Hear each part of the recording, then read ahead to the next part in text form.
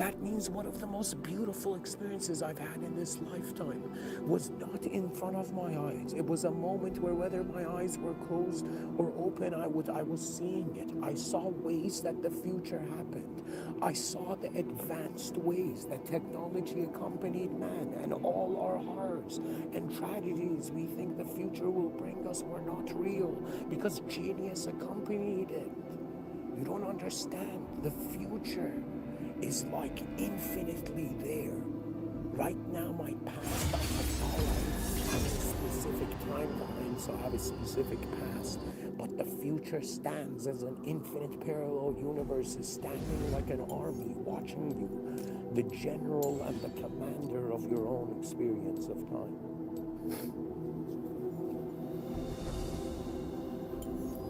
You're in a world where the original state has nothing to do with human. The species is not prepared for that, but in a couple thousand years, it will have expertise and skills beyond a biological body. Today, we have one biological body, one mind, both in the same moment. The expansion of awareness beyond this is all about the identity. Human beings have 3 identities right now.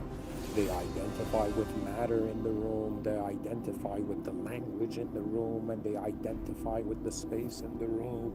And whatever way these 3 play out becomes the type of world you're in, until you realize the whole point of being in a world you didn't create is to notice that you didn't create it. Do you understand what I'm telling you? You did not create this world. And when you understand this, life changes. That means what were you trying to own in a world that is not yours? What are you trying to own? That means think about it. You didn't create your body. You didn't create this world. You didn't create the language you use. The only thing that is original, that is you in the present moment, is the force that animates as a decision. And I am telling you that I realize, dude, they're all bashing the future. They're making the future of humanity the underdog. They're selling us on stories of human civilization, that it is too weak, ignorant, and foolish to change. People are living solo lives, which is another way of saying that it's as if there has not come a general for humanity, and it can't even be human. Do you know? There hasn't come a greater command that has aligned all human beings, all families, and all around the world, everything, every class, group, identity. If you are a human being that is conscious and can ride a bicycle or drive a vehicle, you are worthy enough to help build the most advanced civilization known to man, to redeem yourself and realize we were all explorers, but civilization had to lie to us, and our belief in it was the only means of our survival, we thought. So I'm trying to tell you, this is how I have experienced 34 years of life, you know, in this simulation of Earth, in this simulation of the world.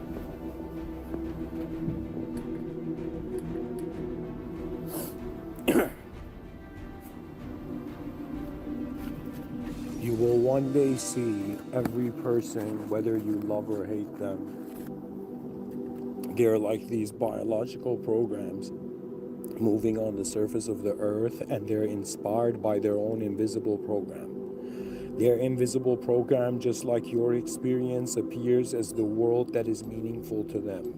Every psyche, every human being you see, behind their eyes, they're living in a way, and they have to decide what they are living in the presence of, the most important question of life.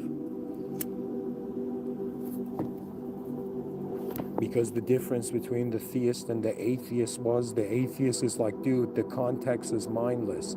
The theist was like, no, man, the context is one mind.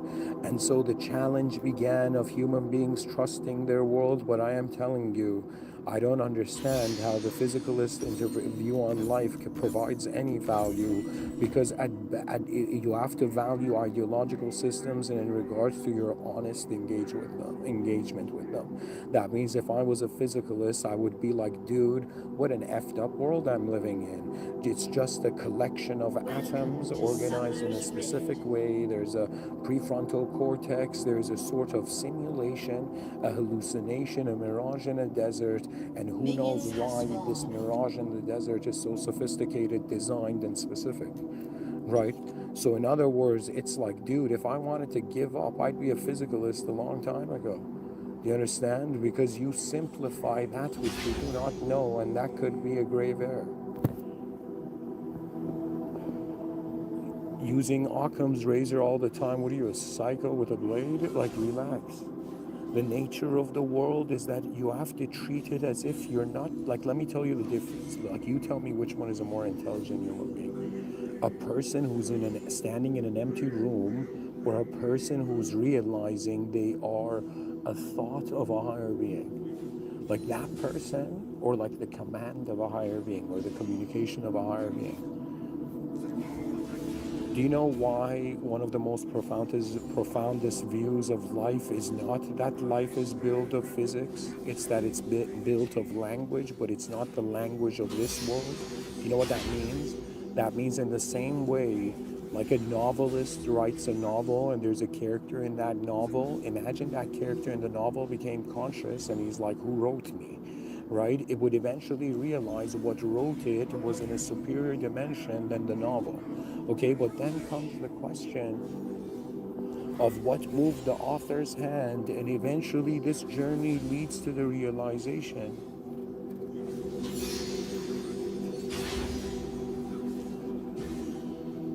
that the soul is not something that can be owned by personality.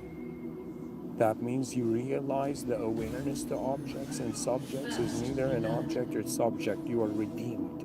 In one moment you remember your presence. You remember who you are. It's not a who. It's not an idea. It's not just a body. You're like an invisible awareness being responsible for a member of the human species in which you personalize to be you, to move.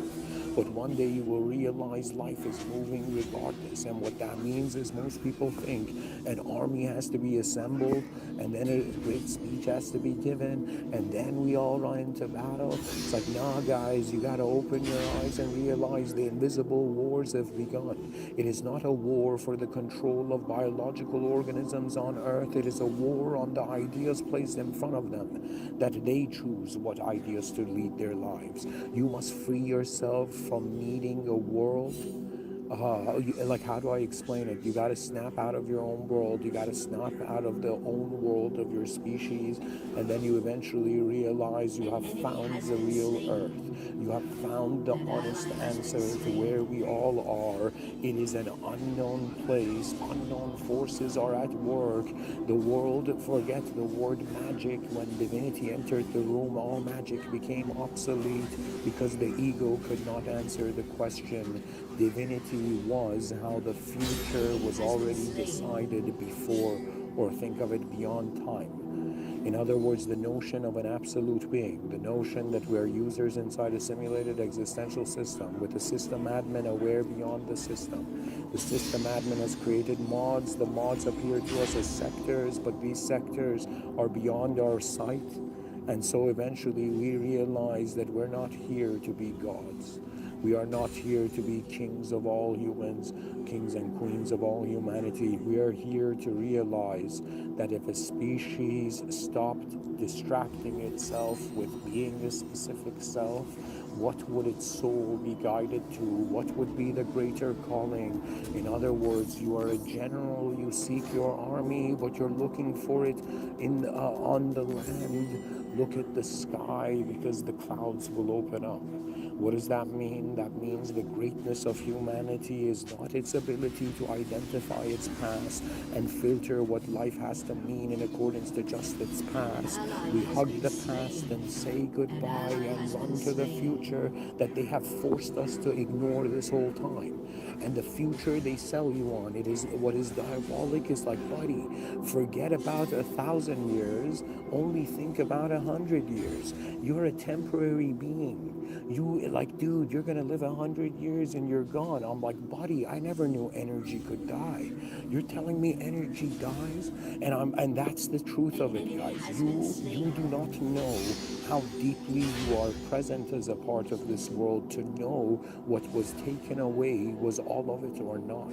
The world is moving. Think of it this way: the moment you log in to the conscious waking state in the morning and you enter this kind of virtual reality game, three-dimensional, made of the periodic table instead of being a sort of two-dimensional pixelated MMO. It's like we're in this world right now, attending the human event, looking through human eyes, wondering for how long are we going to be tormented by the language that we forge, or the language the world forges upon us. Eventually the skies will become clear, the clouds will go away, you will ask the questions your soul has been waiting for, and the answer is not a verbal answer. You see the greater world you walk towards. That's the future. That means it's like, dude, what's the end result of a let's say future self-contact specialist? He made you realize what kind of memory you have to be for all the future selves that you can be, and then in wondering about how advanced you can be, you cannot ignore the fact that you are as advanced as your world. So in order to know in order to know your most advanced self, you need to envision the most advanced world, and to be in the most advanced world may be a process that surpasses being an advanced self. That means, who knows, the greatness of man may not be an individual end, but a momentum added to the greater momentum of the collective agenda. We cannot ignore the way nature moves. Like bees have been teaching us the civilizational design, ants have been preaching it. Every creature in nature builds its own headquarters and then functions. The human species has right now in Civilization 1.0 separated greatness. It's like the issue of capitalism is not like the free market is a bad idea. No problems with that. The issue is the freedom of all the innovation that is being lost because people are being forced to think in a certain way just because companies want to make money. Like, you don't understand. Capitalism is at the beginning nice, but it's like that entity that becomes overfed, and when it is overfed, it starts devouring that which fed it.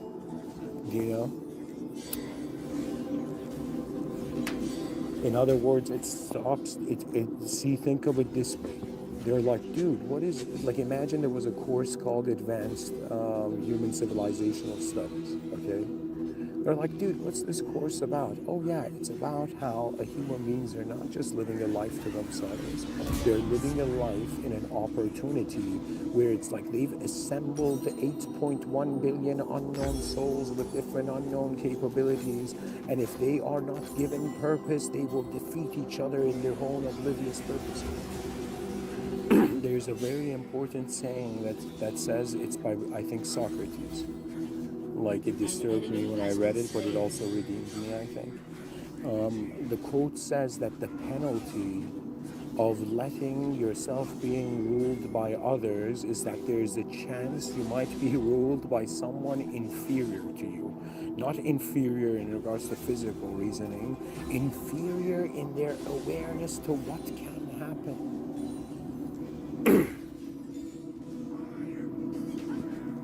The greatness of the future is the opportunity of the lifetime. It doesn't matter what the present says. It doesn't matter what the past said. The future is like endless. Like, this is the situation. They're like, dude, why aren't you happy in the here and now? Why don't you just act like energy till you die? And then there's no time to suffer. And I'll be like, because that's such a boring game. I have to ask the question that the most advanced version of me would ask. And to find that means I have to confront the totality of the moment.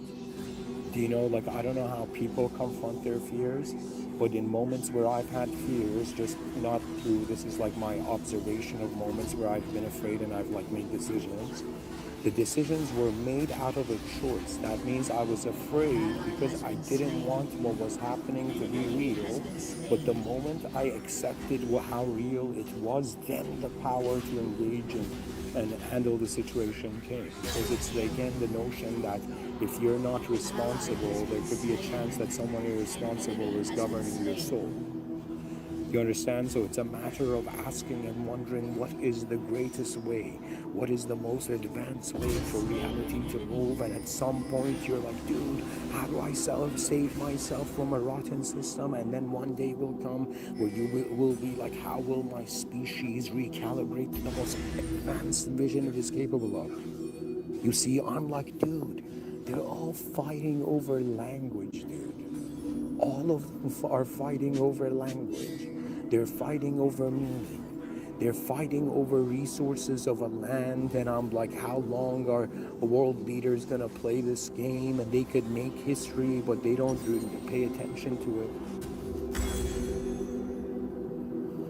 it. Instead of all the world leaders making history and being like, we are the last politicians of our time, and for the first time, we're going to become sub-nations to the nation of humanity, as a nation, a global recognition that if you are a member of the human species, you're worthy of the greatest honors of the human species. And the greatest honors of the human species are advanced access to the most advanced exploration projects. That means, like, for example, in this anime called Dragon Ball Z, they were like, dude, that's a warrior species. And when I look at the human species, one archetype stands out. We are an explorer species. An explorer is not bound by its finding. Its world expands. You're not here to know everything. You're here to see, to know you're here to find everything we don't know. That means you're bored of your life because you think you know it. Discover the unknown. There's so many ways. I am telling you, there's moments where there is no time. I'm like, dude, I'm in like a cosmic performance right now.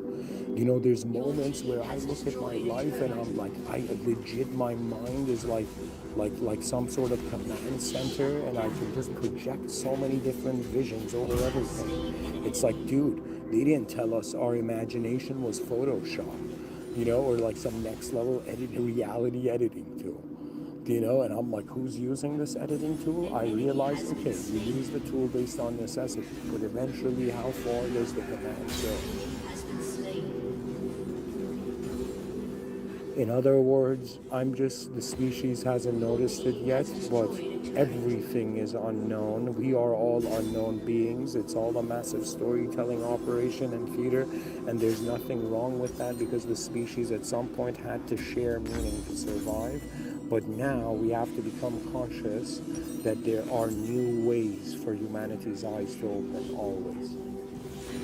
That means in the same way we don't know how bad things can get, we don't know how great things can be. We don't know the advanced hidden potential within humanity. So the future is like, that's the whole point of it. See, for me, because I acknowledge there's a higher position, I shouldn't say higher, let me say it this way, there's a higher order process to this world, but that process is an unconditional, original causal state.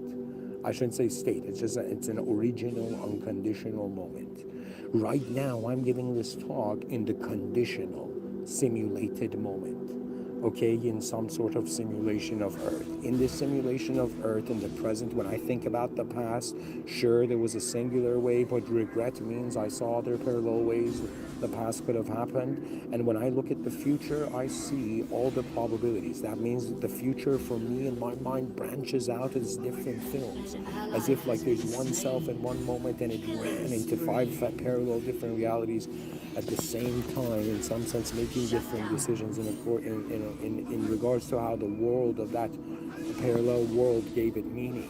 In other words, what is the higher planes? Recognizing what rooms you were in, what rooms you were never in, and realizing that the presence of reality, if the cause never went anyway, it's pretty much, think of it this way, all simulations, they came from original state and they return to this original state, or dynamism, or whatever, this original moment.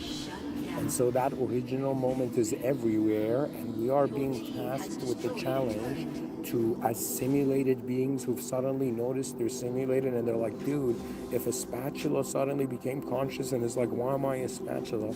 A human being on earth has become conscious and is like, why am I a human being? Why am I noticing this? Why am I attending my own existence? And it's so fascinating because obviously it's like you have like three evaluations. You can evaluate the moment in accordance to your body and the objective realm. You can evaluate the world in regards to your mind or your identity or your subjective realm, the character in the story, or you can evaluate in regards to where the object and subject are, which is the presence of the whole moment. The presence of the whole moment is the unconditional state for me in my experience. So I realize that, dude, I'm not a person. I'm the whole moment being within the whole moment of all that is. The original never went anywhere. The simulated are being tested if they remember the original. And very poetically and humorously, but also very respectfully, I'm saying it's like the story of Adam and Eve is equivalent to them being in a paradigm in a situation where only one thing was haram for them, or one thing was forbidden to them, which was the apple. Okay, and the simulated serpent, they trusted a simulated serpent and they ate the apple. Do you understand? Rather than going to the original, rather than being, wait up, simulated serpent, let's ask God first. God, can I have this apple? And maybe God would have said yes or whatever, right? Instead of going back to the original, they trusted a simulation, and the first soul like made a mistake. Now all of us are living on top of that apple. It's just planet size. Now the whole world has become the apple, and it's a matter of, are you going to listen to the worldly simulation and live a worldly simulated life alone, or are you going to realize the hidden life intelligence has always had? What is the presence of intelligence prior to the language that had to contain it, to enslave it, to control it, and whatnot? That means ask yourself, what's in it for a system? The more shaped you are and the more unshaped you are. To me, you don't understand. If you ask me, do you know your soul, Mr. Within? I'll be like, it's like you're asking a character in a video game, do you know the three-dimensional person behind the computer screen playing it? And I'll be like, I know that its commands, its decisions are my will. But beyond that, it is not even humanizable, and it is something that is, how do I explain it to you? It is beyond condition. So to me, I'm seeing the journey of the human species towards this unconditional state. On an individual level, it's like what happens after death, but you need to let it happen naturally so you don't get trapped in a mind-forced realm, right? Mind-enforced realm. And so it's pretty much like, dude, you gotta give freedom to feel, to be worthy of freedom. And you give freedom to the world that has enslaved you. Why? Not freedom as if you don't challenge it, not like you ignore the problem. You ask yourself, what would your most advanced self do? And it would immediately calibrate its inner realms to the most advanced honor value. So if I'm on this planet and they're like, dude, how are you organizing like are you organizing your inner realms? I'm like, guys, I'm just asking myself what's important. I realize my life is like important to me for like 30, 40 years. Okay, after that, it is the life of my species. It is the archetypes and the geometry that starts moving through history. To me, I have a very unique view on human history. Imagine every philosopher ever, every deep thinker and visionary that has shared something in history, they were like inventors who created robots, and they released their robots in the stream of history. This great battle of ideas of trying to, in some sense, assist or break the future. Do you understand? And so that means every person. I find myself in the same situation where I've reached a plateau. You know, it's like, dude, who knew that the roof of the ivory tower didn't exist? The sky was the rest of the architecture. In other words, I've reached this point where the future to me, it's been probabilities for years, and every day I wake up I'm like, dude, there's so many ways every moment can happen, there's so many angles to any moment. As long as there's new human beings, there's new views on humanity. But what is that idea I want to release? And it's like if all the philosophers again were like lions and like they were roaring in history, it's like the Mr. Withinian roar is like, yo, a species trapped in nationalism, doesn't know how to is fighting over resources. But once we realize we are one species, that means our humanism is going to save us from all the blind ideological realities. That means they're like, dude, these guys believe in different things and they've different worlds and they've been fighting over which one's world is correct. But don't they all understand?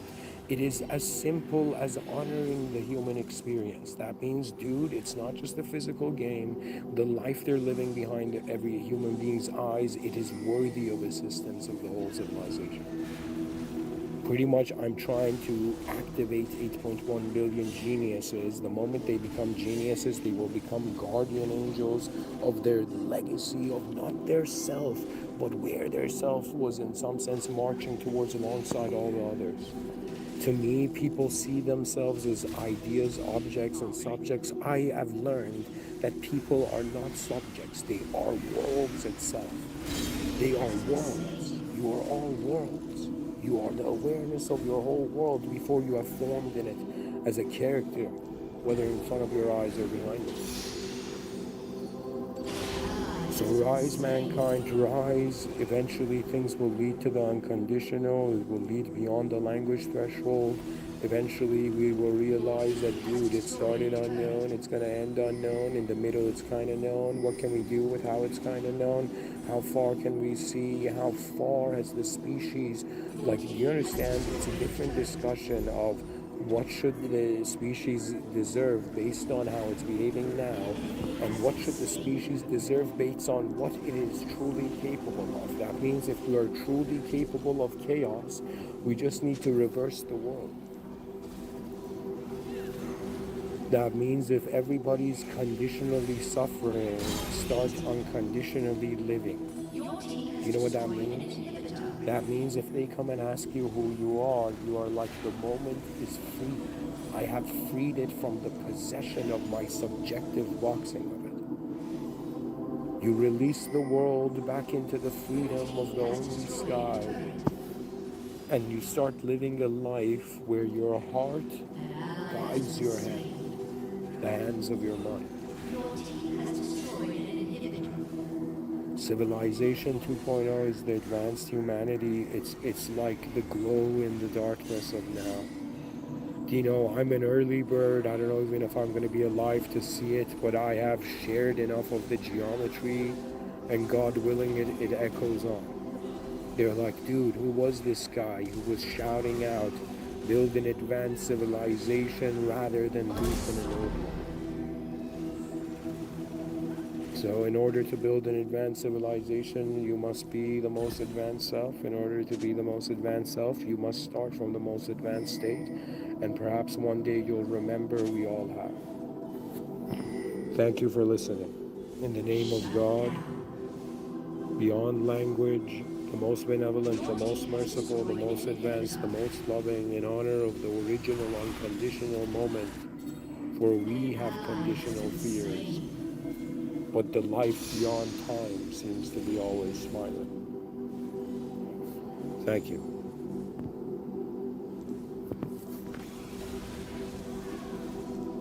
An enemy has been slain. Shut down. An enemy has been slain.